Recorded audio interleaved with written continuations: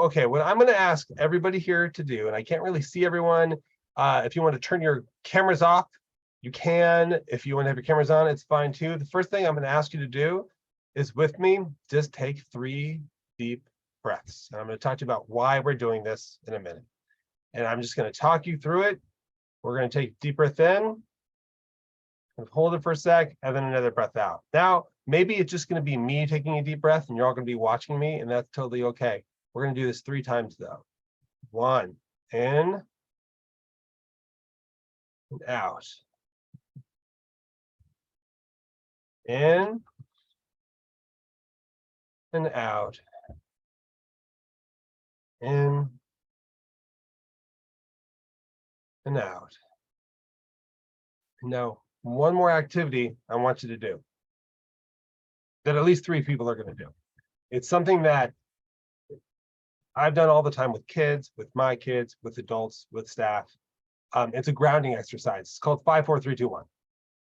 And so I'm going to give you the full instructions, and then we'll do it, and then we'll launch into what we're here to talk about. So what I want you to do is, if you're able, you're going to look at, we'll give you the full instructions, and then I'm going to ask you to do it while there's constant questions about packing. So I'm going to ask you to just note 5 things that you can see in your room. You know, just look around, take a note of what they are. Sometimes you can think about the shape. There's a picture, it's a square. Find 5 things. Then, I'm going to take a minute to touch 4 things around you. It could be your clothes, it could be your desk, whatever's around you. Then acknowledge 3 things you can hear. You know, it could be the sound of your computer, it could be your kids upstairs or right next to you. It could be my voice. 2 things that you could smell. I grapple with this sometimes. Sometimes I'll smell my shirt. Sometimes I'll look at something and imagine what I could smell. And then acknowledge 1 thing that you can taste. So sometimes I'll take a drink of water, coffee, whatever I have, or just I'll pay attention to the taste of my mouth. So I'm going to ask you all to do this. So please, to yourself, acknowledge 5 things that you can see.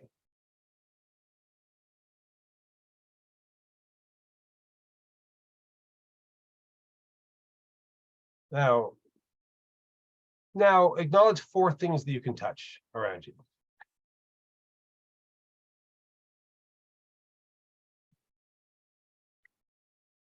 Now 3 things that you can hear.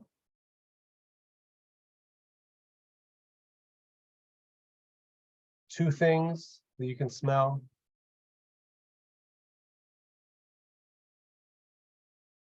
And then 1 thing that you can taste.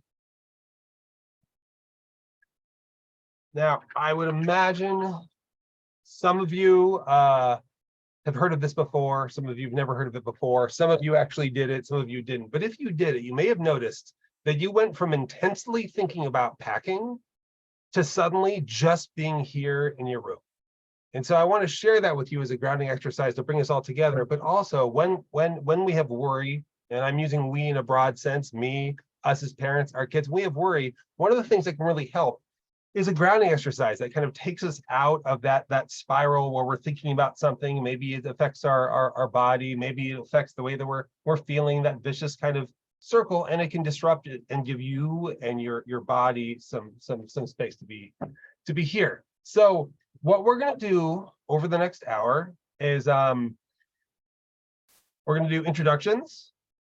I'm going to ask all the people who are talking to introduce themselves and just say who they are, where they work in the off season, and what they do for camp. If they work at camp, we're going to talk about Beth Pearson, who's a really great clinical psychologist, is going to talk about what is anxiety, what does it look like, where does it come from. It's one of my favorite slide decks I've seen of all time. I know that hypes it up too much. Maybe. And then I'm going to have questions for a panel of clinicians.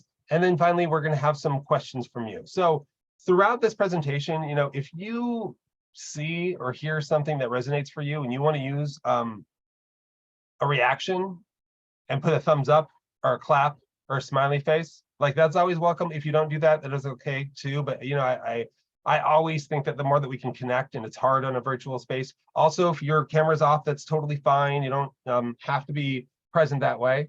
And that's what we're going to do. So I said that my name is Rick Berenbaum. I'm a senior social worker at camp. So I do a lot of work supporting the staff and campers. I'm really taking a very active role in our training this year and thinking a lot about well-being and safety, satisfaction, and connection. And you know, my role is really to support everyone here at campus. Now, I'm gonna pass this to Beth Pearson to introduce herself, and I'll just say that, like, I've met Beth both when my kids were going to Totschbot at Congregation Beth Emeth in Ann Arbor, but then also I've met her through her work as a consulting psychologist with the Hebrew Day School. And I just want to name that I find Beth to be a deeply empathetic person for parents and kids, somebody who has this tremendous well of clinical knowledge, but then also just a really pleasurable person to be around. So I hope I'm not hyping you up too much to add pressure, Beth, but do you want to talk a little bit about your work? Sure. Thanks, Rick. I am just thrilled to be here. So I am a clinical psychologist and I direct a group practice in Ann Arbor called Arbor Psychology Group. I specialize in working with parents of kids who have anxiety or ADHD or just big feelings in general. And I am a consulting psychologist at Hebrew Day School. I'm especially excited to be here because I'm a Tamarack alumni. So I went as a camper, I worked as a counselor and a supervisor, and then I met my husband and got married at Tamarack. So thrilled to be here. Thanks, Beth. Danielle, can you introduce yourself and talk about what you do at camp? I can. So good evening. I'm Danielle Tagai. I am the Director of Mental Health and Special Needs for camp. I oversee all of the special needs programming as well as have the privilege to supervise the social workers at camp. I'm a year-round camp employee, part-time. I'm also the social worker for the teen programs. So if you happen to have a young one and a teen, you will see me there as well.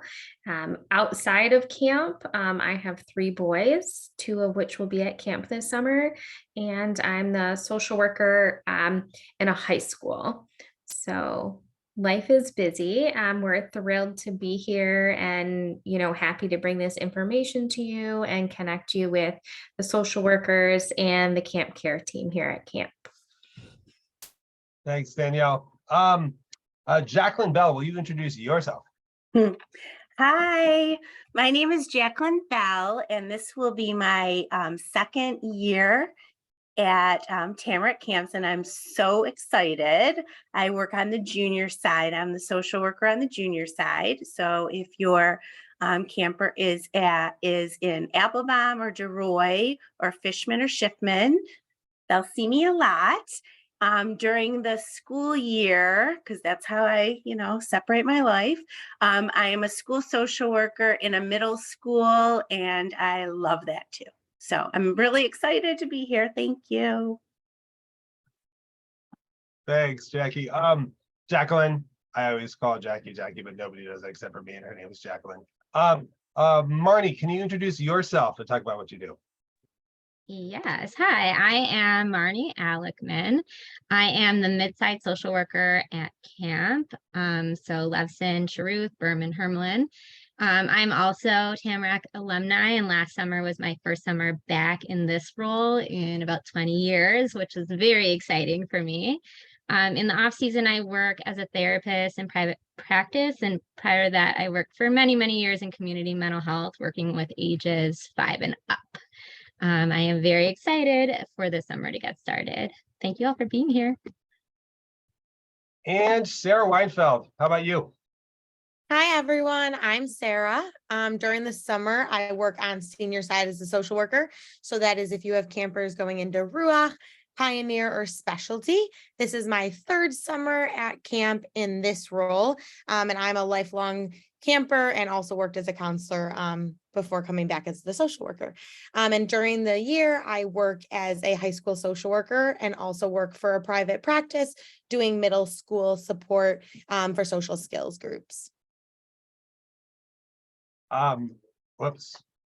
I love this team boundlessly, endlessly, and appropriately. And it's and I don't just mean the social work team, but just the Tamarack team. I didn't say, so when I'm not at camp, I lecture at the School of Social Work at the University of Michigan. I teach about half-time there. I do some work with the law school, specifically their law clinics, and a lot of my work is in the child welfare context. And I do some other consulting and work in integrated health. But so we're here to talk about empowering kids strategies to manage anxiety before, during, and beyond summer camp. And we wanted to do something that was around mental health for the camp community. And when we all thought, I mean, something that's so apparent for all of us humans, for ourselves and for our kids, is that like anxiety is really, really prevalent right now. And like we could say it's because of COVID, we could say it's because of social media, it's the way that we connect or we don't connect, but it's really prominent. Now, I've said several times well-being, this idea of safety, satisfaction, and connection. And one of the things that's so amazing about camp is how, you know, you can have some anxiety, and when you feel safe, when you feel satisfied, you're getting to do the things that you want to do, you're feeling at ease, when you're feeling connected with caregivers at camp, with your co's, it can really do a lot to mitigate that anxiety. And then, but the rub is sometimes when you're really anxious, it's hard to feel safe.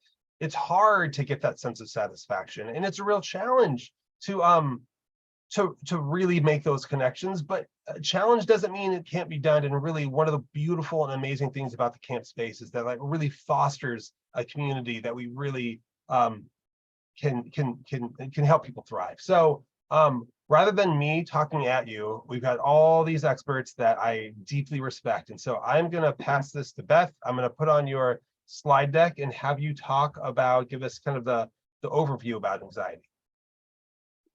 Awesome, thank you.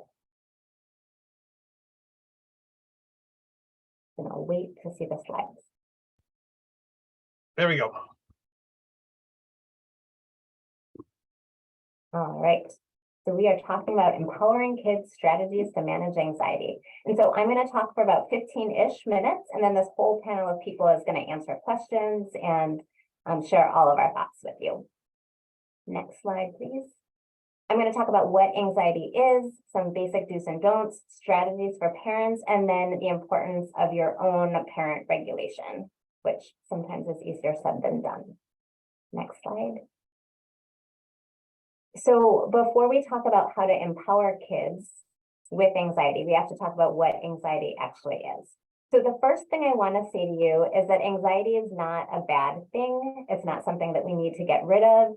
It's a natural human emotion. We all have it, and it's really important that we have it.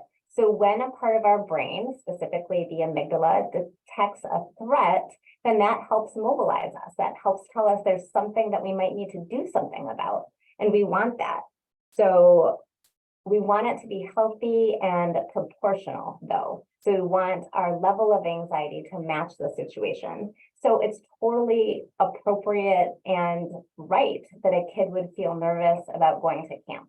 Maybe they're worried that they're going to miss their parents, or they're worried they're going to get made fun of if they sleep with a stuffed animal, or a gazillion different things. And that's all totally appropriate. We just want to help our kids have the right size of anxiety so that it's not overwhelming them, and so that they can think clearly and problem solve.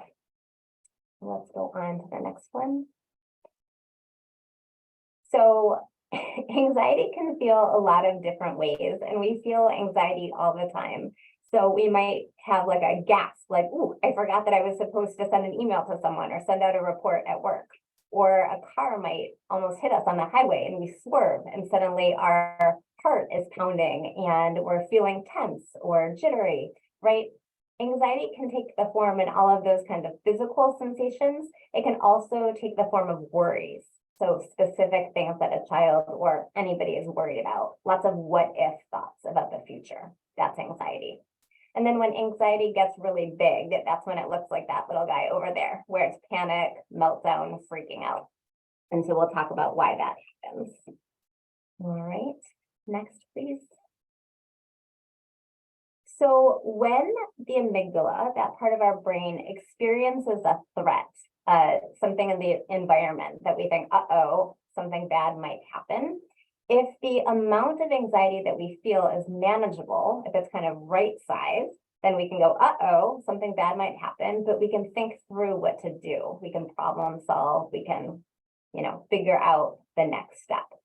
But if our amygdala gets triggered and we perceive that the threat is too big for us, then our body is going to do one of three things. Our body might go into fight mode, and that might look like, if your child is in fight mode, it might look like you're trying to help them. You're saying, hey, what's wrong? And they're yelling at you. They're saying you don't understand. They're slamming doors. That's what fight mode might look like if your child is anxious. Flight is where your body is trying to get away from the thing that you're scared of. So that might look like you try to bring up with your child, hey, I was thinking about blah, blah, blah. I want to talk to you. And your child walks away from you or changes the subject or kind of puts their head down and doesn't want to have anything to do with the conversation. Freeze is when your body is just kind of stuck and can't think, can't talk. So you try to help your child and they either are just like, I don't know, or they're just not saying anything. The important thing to remember with all of these is that these are instinctual responses. So your child is not choosing to go into fight mode or to fly away, right? When they're triggered, when they're overwhelmed with anxiety, that's just what their body is doing to try to protect them because they're getting a message, this is too much, this is too scary. So we're going to try to help figure out what to do to make it not feel so big and so scary. Next, please. So again, I just want to emphasize that anxiety is normal and appropriate. So we just want it to be proportional. So we don't want kids to have the same amount of anxiety over making a mistake, spilling milk, studying for a test that they would if something is on fire, right? If there's a fire, you should be running, you should be screaming, you should be, right? That's not what should happen with these more minor kinds of situations. So we'll talk about how to help kids right size their anxiety. Next, please. All right, so this is going to seem really basic, and I'm going to talk about it anyways because it's so easy to overlook these things. So when parents are concerned about anxiety, if they feel like their child is having disproportionate responses, that little things are causing big reactions or just taking up a lot of time in the family, it's important to look at what might make the anxiety worse. So just like for adults, if your child is not getting enough sleep, they're not going to be able to think clearly, right? They're not going to be able to problem solve or look at things with perspective. So you might want to just back up bedtime by 15 minutes for a few nights and see if things go down. Overscheduling or a sense of pressure from adults can lead to more anxiety. Not getting enough outdoor time, right? So nature is really calming, being outside in fresh air, moving, all of that. If your kids are going from activity to activity to activity and not getting that, that can cause anxiety. These last two are tough.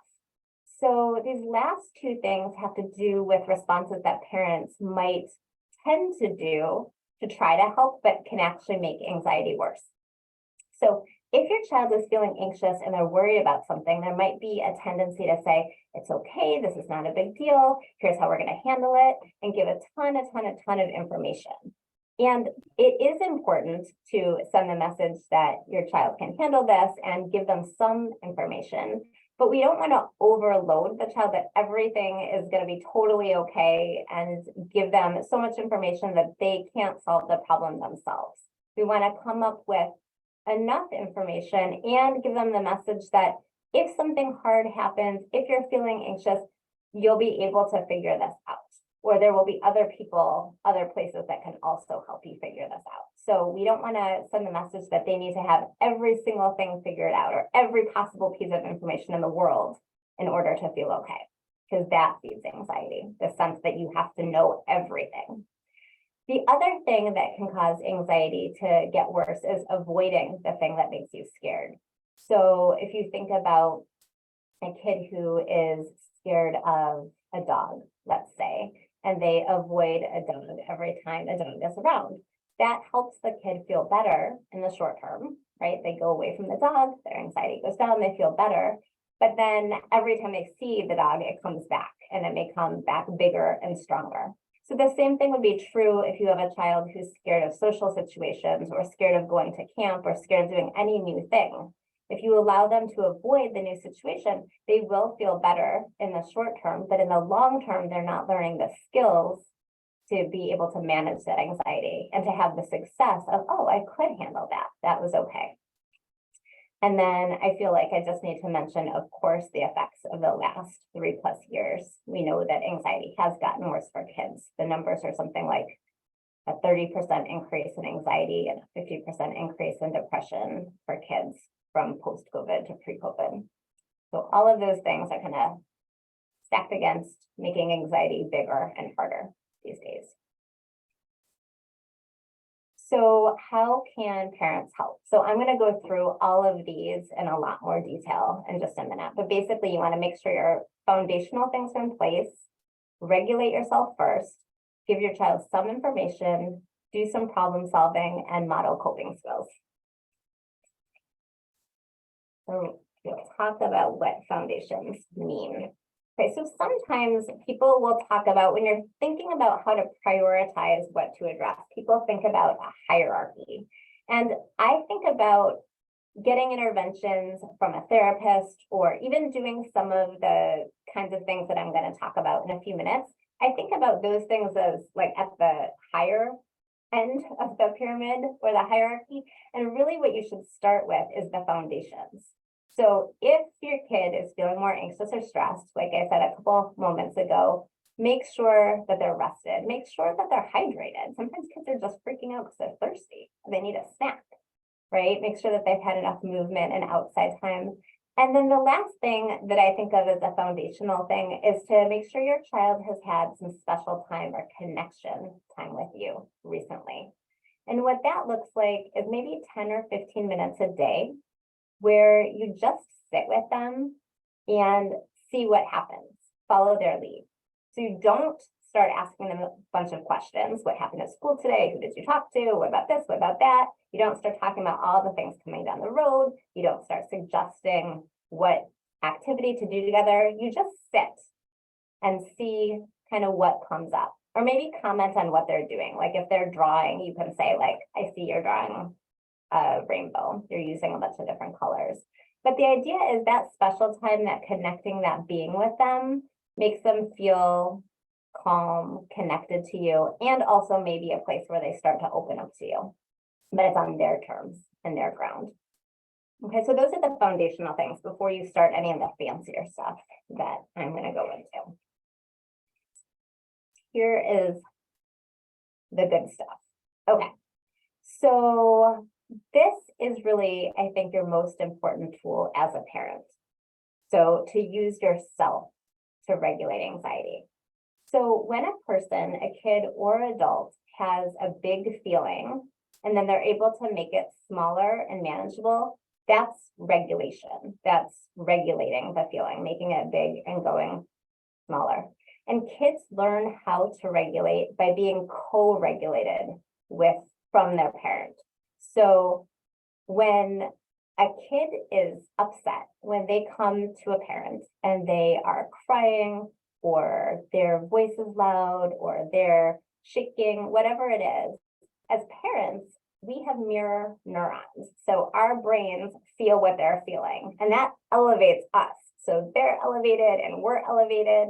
And so if we start to problem solve really quickly, or reassure them that everything's okay, or jump in and call somebody else to deal with the problem, if we act in this big way, our child has elevated us, then we're more elevated, we're elevating them, it goes, right? But if child comes in elevated, and as a parent, we can stay calm, we can regulate our breathing, we can make sure our heart rate stays okay, their mirror neurons will read ours. So they will sense, okay, I'm safe. This is upsetting, but I'm okay. Mom or dad's got me. And everything just comes down. And so really, the very first thing you have to do is regulate yourself and stay calm enough to do that. And then you don't need to do tons and tons of talking or problem solving or figuring out. Sometimes you just need to be, where you hold your child's emotion, you share your calm with them, and you send them the message that you accept them no matter what. It's okay that they're crying. It's okay that they're freaking out. It's okay that they have all these worries. You're there for them. So that's what co-regulation is. And I can't emphasize enough how powerful that is. Once you get past the initial moments, and that might be like a several minute process. Like I think sometimes what happens is we feel like as parents, we need to do something or give our kids something. And so we rush through the just calming part. So stay with that a few moments. And then when you kind of sense that they're coming down, like you can read their body language. Their breathing has changed. It's no longer shaky, or they've stopped crying, or like they're looking up at you rather than just down. When you sense that you've got them back and they're a little more regulated, then you can start using some words. And so that might be doing things like just labeling their feelings, just saying something simple like you're feeling scared, you're worried, you're anxious. The act of you labeling your child's feelings, it seems so simple, right? It seems very, very basic, but that helps activate a part of their brain that's different than the limbic system, than the amygdala. So by giving a name to what they're feeling, that gets them back into their thinking brain, and they're going to be able to engage with you differently. So label their feelings. You're feeling scared. And then you want to validate and tell them, yeah, that makes sense. Of course you're scared. You've never done this before. Or of course you're feeling sad. It hurts your feelings when X happened, right? So what that does is it lets your child know you get it, right? You understand them. You're on their side. And then when they're feeling understood, what you want to do is convey confidence. So basically you're sending the message of, it's a balanced message. It makes sense that you feel worried, and I know you can do this. Or it's understandable that you're feeling scared, and I know we're going to figure out a way to deal with it. So you're conveying confidence that it's going to be okay. Next, please. The thing about conveying confidence that everything is going to be okay is that sometimes that's hard for a parent, right? So if you're feeling nervous about it, that's when it's time to kind of go back to that regulation, take your own deep breaths, and sometimes you just have to fake it till you make it, honestly. So call someone that you can get your own kind of pep talk from so that you can convey that everything is going to be okay. So those are in the moment strategies, that regulating, labeling, validating, all of that. There's some things that you can do outside of the moment. So not when your child is coming to you and showing you that they're feeling anxious, but at a calm moment, there are a couple of things that you could do. So outside of the moment, you might share some information with them. You might, sit down and jump on a computer and say, let's look at the Tamarack website together and let's see what camp looks like. Let's see what kinds of activities you're going to do, so that you're sharing information and they know what to expect. You're making it visual and concrete. That can be really helpful. Problem solving. You might say, let's talk about the thing you're worried about. What will you do if you're feeling worried that you're going to miss us? Let's think together about what some ideas are. And there's lots of different arrows in that picture, because the idea with problem solving is you want your child to come up with lots of different ideas. So you want them to say, well, maybe I'll hug my stuffy. And then you might say, okay, and what else could you do? Maybe I could talk to a counselor. And if that doesn't work, what else could you do? Maybe I'll write a letter. And if that doesn't work. So you want to convey the idea that sometimes problems need more than one solution, and it's okay to try again. You can also, in that problem solving, send the message that there are lots of people to help them. So even if you're not there with them at camp, if you're talking about being anxious at camp, that there are lots of people. So they can turn to their counselors, they can turn to the staff social workers, they can turn to other friends that they may have or make. So let them know there are lots of options. Okay. Next slide, please. And then outside of the moment too, you can model how to respond to anxiety and stress in your own life. So this isn't specifically about when your kids are anxious, but rather when you're feeling stressed about something. So if you realize, like, oops, you sent an email that you shouldn't have, or you're running late in traffic, if you're saying out loud to your kid, this is going to be a disaster, this is the worst day ever, I can't believe I did this, right? Or if you start catastrophizing about what it means, that is modeling. Your child is internalizing that, and that's going to become their self-talk. When little things happen, they're going to make it bigger. So if you can, when stressful things happen, if you can catch yourself and take a breath and say out loud, model it, okay, I can handle this. I'm going to take a deep breath. I know everything is going to be okay. That's helpful modeling for your kids. Next. Okay, so I'm a parent of 2 kids, and I just want to say that that is easier said than done. So you can be calm and planning things and have all the best intentions, and then your car breaks down, and your dog gets really dirty, and your kid is sick, and everything gets out of whack. It is really, really hard to be a parent. And so everything that I'm talking about is not something that you should aim to do 100% of the time, right? You do your best. You try to be calm, you try to be regulated, you try to model, but you're not perfect. None of us are perfect. It's okay. Next slide, please. And even though we're not perfect, and even though it's not going to be 100%, it is more likely that we'll be successful at staying calm and doing good co-regulation with our kids if we take care of ourselves. So if you make it a priority to watch your feelings as they're getting bigger, do some things to try to make them more manageable, reach out to your village. If you have concerns about camp, reach out to the people at camp. If you do those kinds of things, you'll be more available to your kids when they need you. Thank you.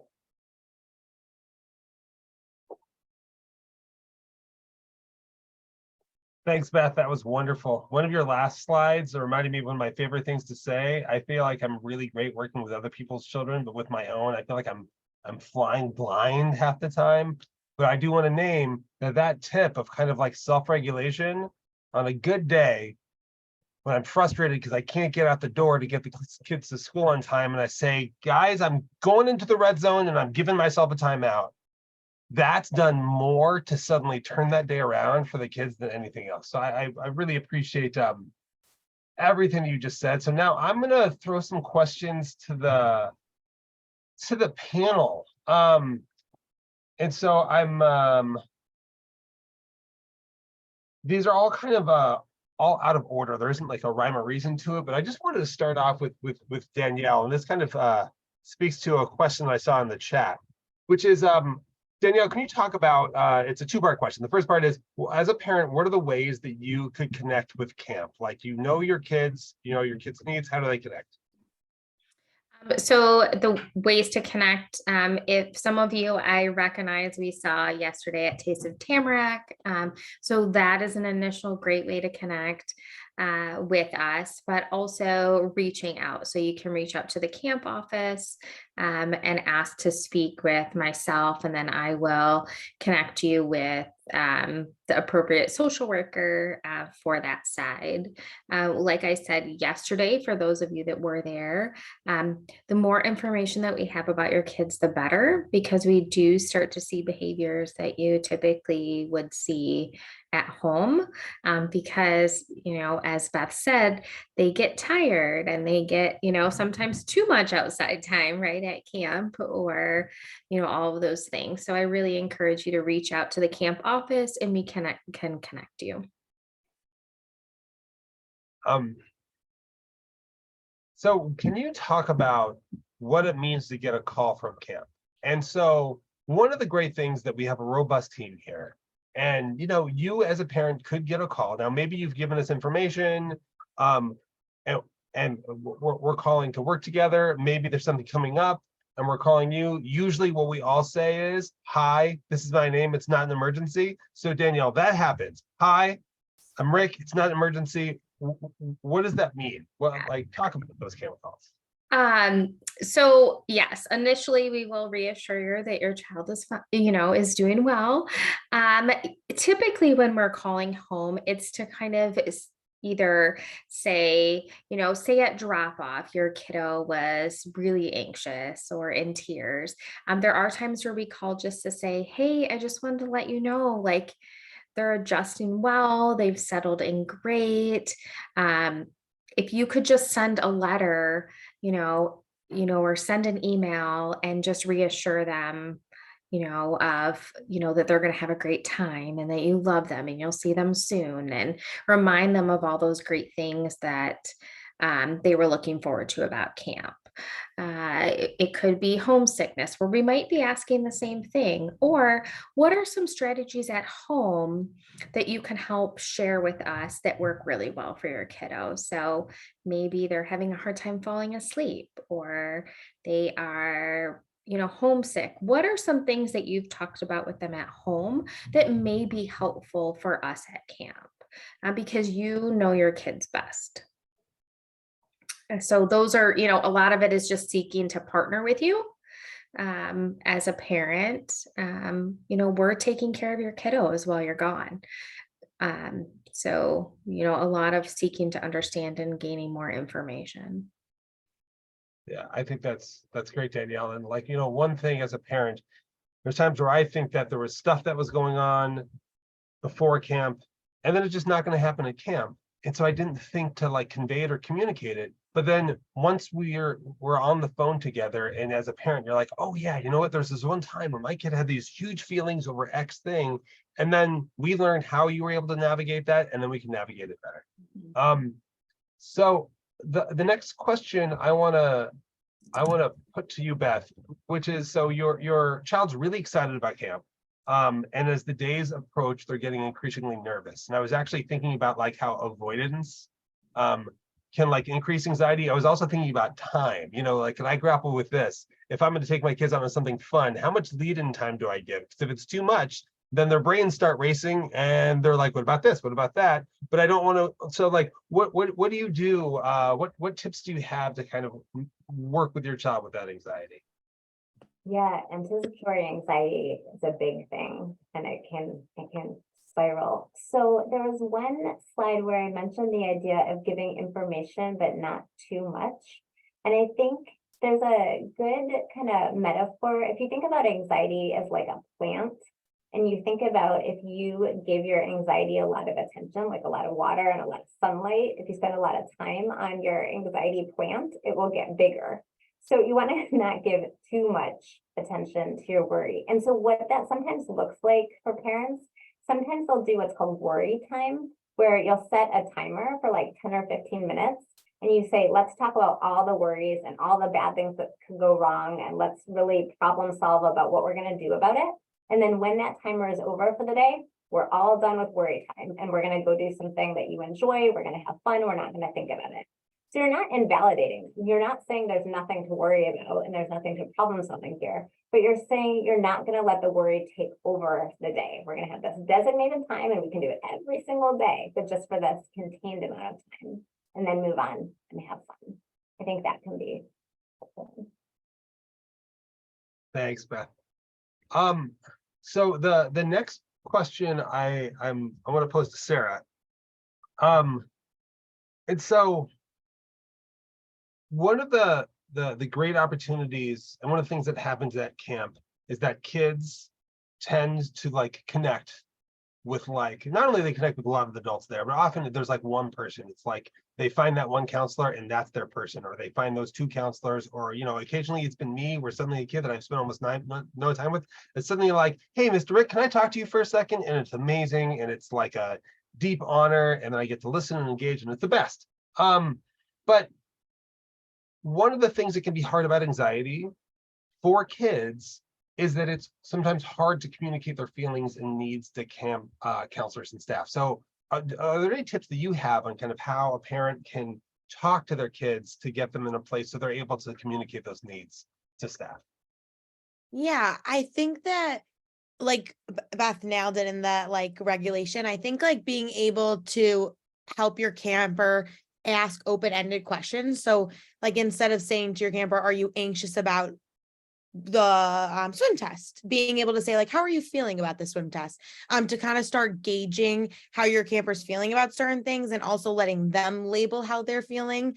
And again, those are things that then, like Danielle was saying, could be told to us at camp. If the water test is really scary for them, that's something that we can know about, and someone can make sure that they're doing that with a camper, or we're watching them and encouraging them. So a lot of that again just goes into how we word things.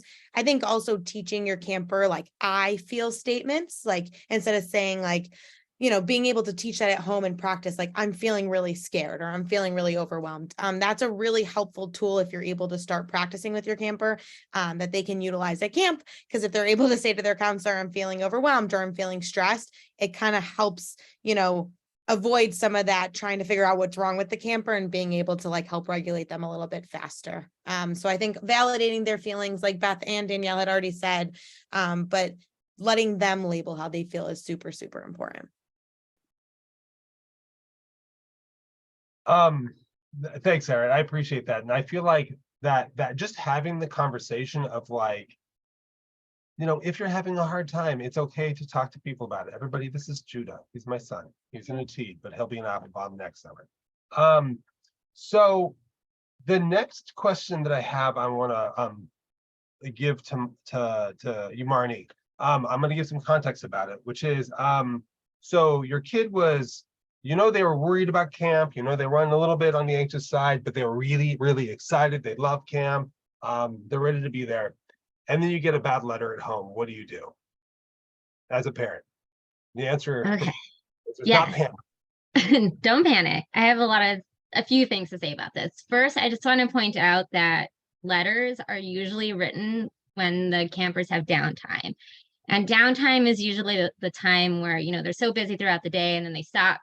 And that's the time they have to think about things, and maybe their worries come just like us. We're busy throughout the day working, and then when you finally have a chance to sit down, have some quiet time, that's when the worries might come on. So one thing to point out is if that might be difficult for your child, send with them things and activities that they enjoy, that they can have with them during downtime.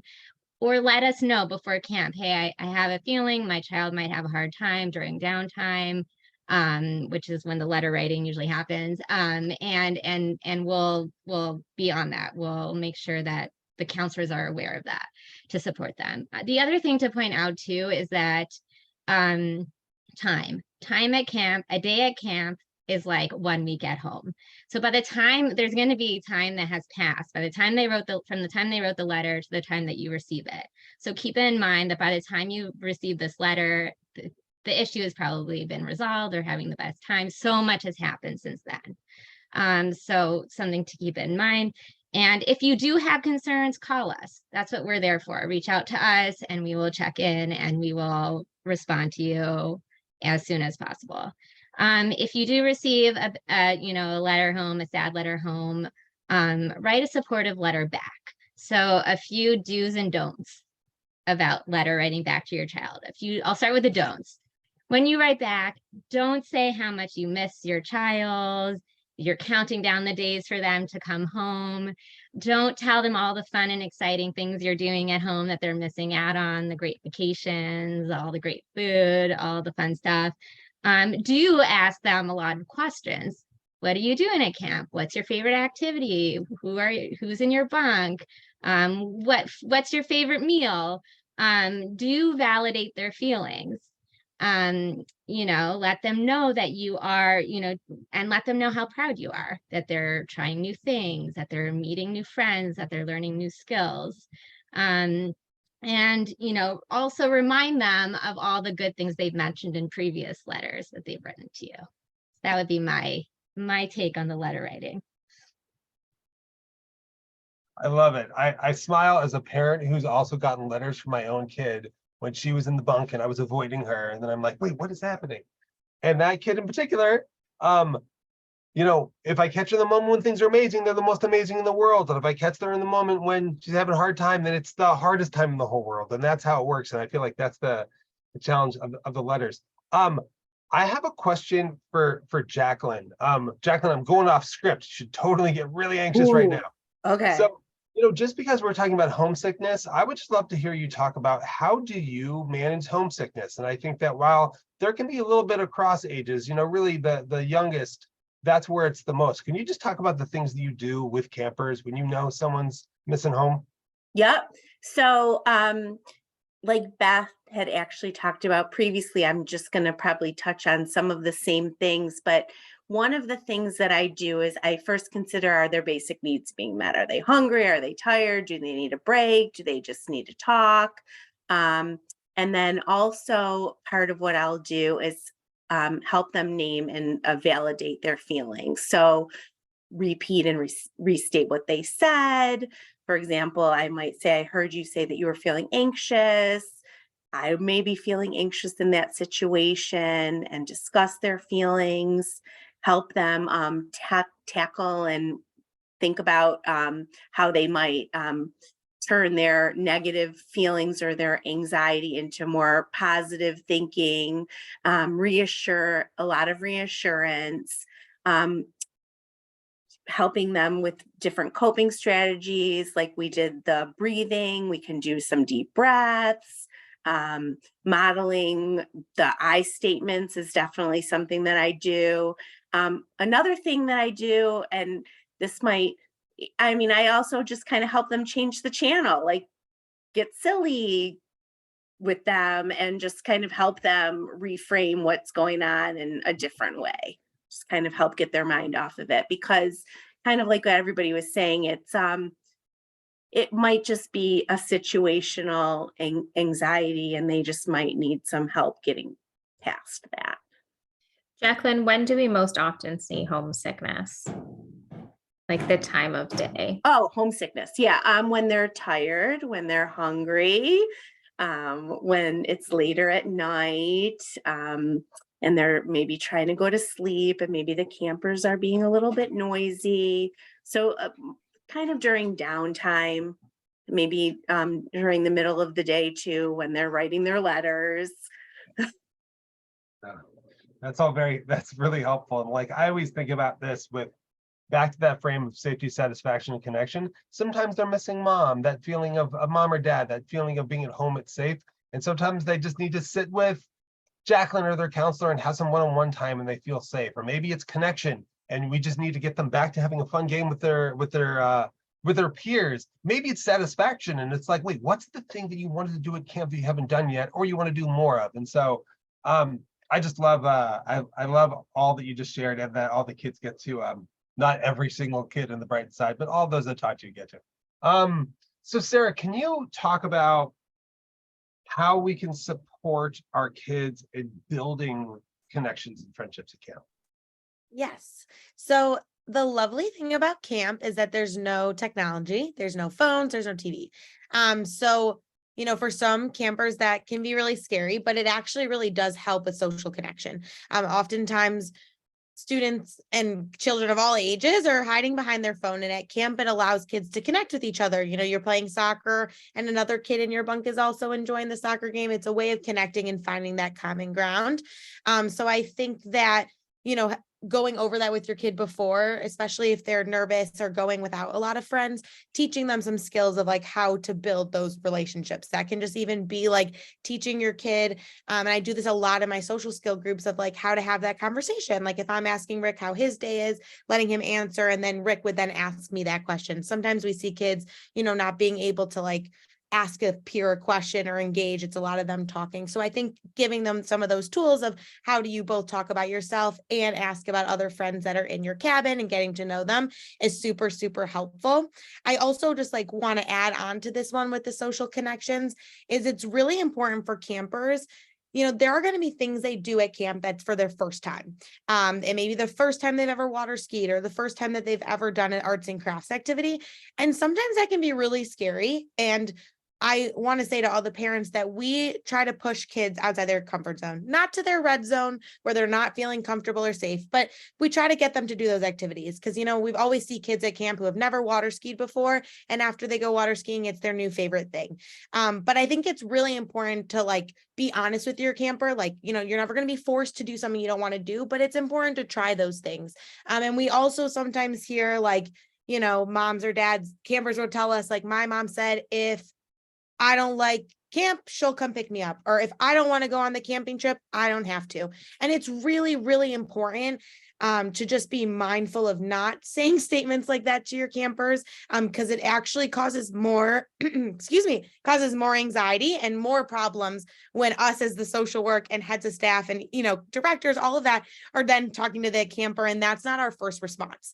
So I think it's really important to walk through with the campers, like if you're having a hard time, like we've said before, who are the people they can utilize as supports, and not making promises to campers that that camp may not be able to keep. So I think that goes into the social connection, because oftentimes kids who said, my mom told me I didn't have to play soccer, or the kid left out, sitting outside of the soccer game when the entire rest of the cabin is playing. And I think it's important to note that, like, just because a kid doesn't want to play soccer doesn't mean that they'll go to another activity, but a counselor may sit with them if they're not comfortable, and they'll still watch and be part of that cabin. So it's a lot about teamwork and being part of something, which I just think is really important to know, and it's something that could hopefully help us as the social work team and just as camp to just make sure that your campers understands the expectations and all of those things. So just to throw that out there in that question too, Rick.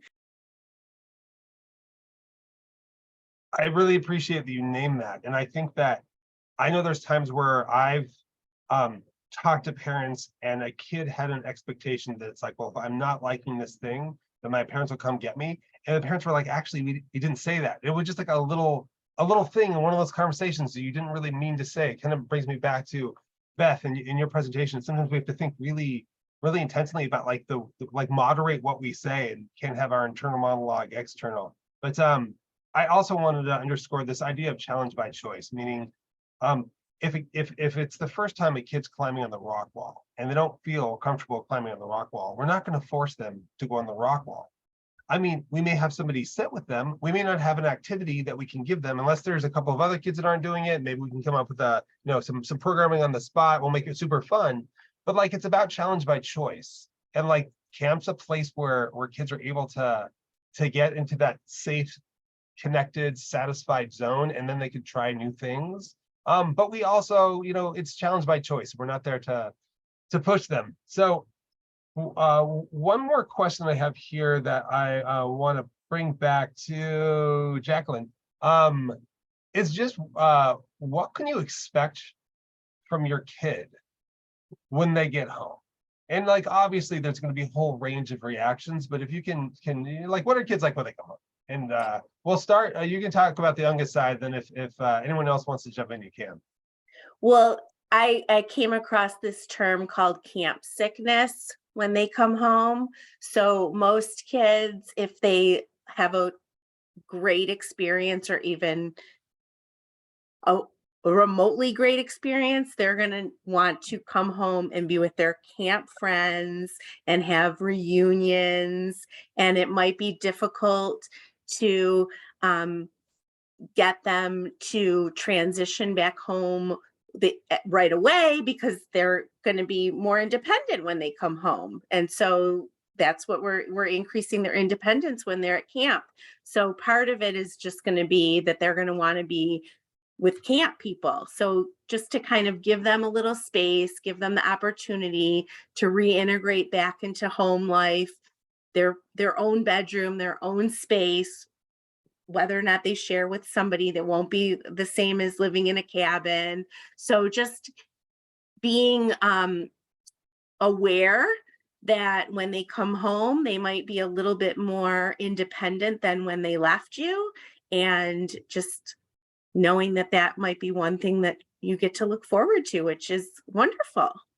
And then you get to hear all about camp. And I'm sure people have other things to add, but The older, I'm sorry, Rick. The older kids I've actually seen get off the bus and like not like they don't want to run to their parents. And that they're, like if you're a first time camp family, like you'll see the kids crying and it's not because they're coming home. And as a parent, that can be difficult. They're crying because they had such an amazing time. We've seen, kids that want to kind of hang out on the bus for a little bit longer. And that just speaks to the connections that they made at camp And that, you know, the expectation is that when they get off that bus, like they're back home now. And that's a very quick transition, right? You spend all this time preparing for camp, and then you have this amazing experience, and then you get off the bus and like that's done and you're back to home. So realizing that a good shower and sleep and a good meal when they get home um, helps to ease that transition, I think. I love this. I mean, I think the takeaway is that this whole range of reactions from um from a kid who's crying to a kid who's talking a mile a minute to a kid who's absolutely exhausted. And I want to pick up on something that Beth said. I mean, I know that for some of us, getting information from our kids about how their day went is like a fact-finding mission that always goes like poorly, where you're trying to know what happened. But like, just be present with your kids. And you may want to be like, tell me about camp. What was your favorite part? What are all the things you did? Versus just like hang out with them and see where they go, because all that information is going to come. But for some of our kids, we ask them a lot of questions, and it's just like, you know, we call camp home. And we say we're coming home when we go to camp, and there's something to it. It's almost like it's a different home. And I love camp because it's almost like a pressure cooker or a microwave for relationships. They make these deep connections, and it's really great. And then it can be kind of hard to leave. So there's a couple of questions that are coming up in the chat box that I wanted to get to. So see if I got both of them. So So please put, parents, more questions in the chat box. So we have about 7-8 minutes left. We can answer them. So one was, I saw, how does camp end up with a social worker? Like when a counselor determines, does camp choose that? So really, I feel like there's a number of ways. Danielle, do you want to talk to it? Sure. So first, like when you think about school or you think about like an outside therapist, our role is different at camp. The social workers are really we are embedded into like camp life. So the kids don't necessarily get assigned a social worker. We may be there because we may be in the bunk because they need an extra set of hands, and that camper connected with us, and we just wanted to call and say, hey, things are going great. I heard they had a rough couple nights at camp, but they're doing much better. Things are settling down, and I just want to let you know. We work really side by side with the heads of sides at camp.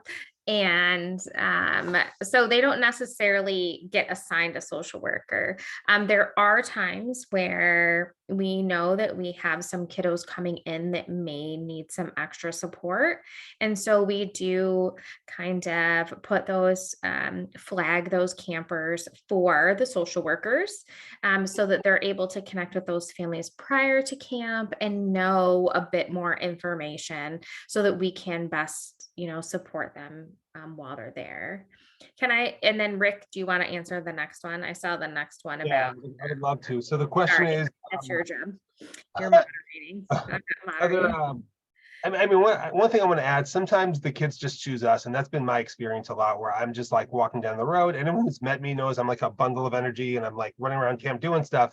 And sometimes kids will just come and they'll want to talk to you. And like, that's how we get connected. Other times we team up. When we're brainstorming things, we're trying to figure out, like, one person's there, they go out on their day off because everyone gets a day off once a week. So maybe another social worker is going to sub in. But this question is there any special training for counselors regarding mental health? And you said, honestly, the counselors are just kids too. Going kind of reverse order, 80% of my work is really supporting the staff. And I agree that they're older kids, they're in that transition period, and I'm really there to support them to be the best counselors and people they can be. But yes, I mean, in the past, we've done very specific trainings on mental health. I can tell you that the whole camp world right now is really focusing on this acronym MESH, which is mental, emotional, and social health. And something we're doing this year, and other camps are doing it too, it's actually moving away from this lens of here's like the campers, and then here's mental health, or this is good camp practice, here's mental health. The idea is like well-being is for everybody. and the skills of fostering safety, satisfaction, and connection are the same skills we use when mental health is coming up. So whether that's around empathy, when a kid's worrying, we don't say, oh, don't worry about it, but we validate and we listen. These are the types of skills that we're teaching the counselors of how to do, what to do with homesickness in the same way that you heard us talk about it. And then we're also teaching them about when this falls out of their scope. And it's pretty easy for them to see this when it's like, okay, there's something else going on here. We need more supports. And then they're going to flag it for their supervisors, for their heads of side, for their social workers. All the Okay. staff are Safe Talk trained, which is suicide awareness for everyone. So all the staff that are at camp are Safe Talk trained. We also do some more specialized training in understanding personal identity and healthy eating habits and healthy language about talking about food and inclusion. So we really try to train the staff on the whole child, not just one aspect, but Yeah. really keeping the whole child healthy, and in turn keeping themselves healthy so that they can, be the best that the staff they can be for our kids. No, absolutely. And to underscore something Danielle said earlier, the more context you give us about your kid, the more we can help translate that to staff. Now, that doesn't necessarily mean we're going to share diagnoses with a counselor, but we may share that, like, okay, you need to give one prompt at a time. And don't say, get your shoes on, get your water bottle, get your sunscreen and leave. We're going to say, get your shoes on. And we're going to wait. We may develop other strategies, but the thing I want to bring home is that, like, we're more about teaching the skills that counselors can have rather than like the kind of 101s of mental health, because then they're going to be junior therapists and try to diagnose or think that it's this or that versus how do I be with them. So we have one more question here, which is a really good one, because it's fun, which is what is schmooze? Daniel, you put campers are able to have free choice to participate in any open activities. It's really fun. They have a buddy. They're walking around camp. We're all kind of out there engaging and does anyone else want to talk more about schmooze? All right, so it is 8:29. So I want to end with a couple of things. Excitement for camp coming up, and I'm so excited for all of your kids to come to camp. I'm excited for you. Maybe I'm also excited for you to get a break from your kids for just a little bit. It's okay to be happy about that. I have lots of gratitude to Beth and the whole team for coming here. And I think that I want to leave it with one thing, which is, if in this presentation you are like, there's this one thing that I thought I wasn't going to share with camp, but maybe I should, please share with camp. It'll just really help us set it up for success. And then Marcy, I paid her $5 to ask this question, which is camp the greatest place on earth? And the answer is yes, camp is the greatest place on earth. Marcy, I'm giving it to you. You get it. It's the hype button. All right. Good night, everybody. If you have any questions, reach out. Rachel Goldman, great question. How do we show more information about our kid? I think the quickest way is just reach out to the camp office, reach out to Carly Weinstock, reach out to Danielle. We'll get it figured out. Thank you so much, Beth. This was amazing. Thank you for being here tonight. And we do have the best social work team and summer team that is across any camp. And we are the greatest place on earth. So thanks, Marcy. Thank you guys for all your hard work in doing this tonight. Hallie, thank you for all your packing help. If you guys have any more questions, please don't hesitate to reach out to us. We can't wait to see you so soon. Summer will be here. Bye. Bye.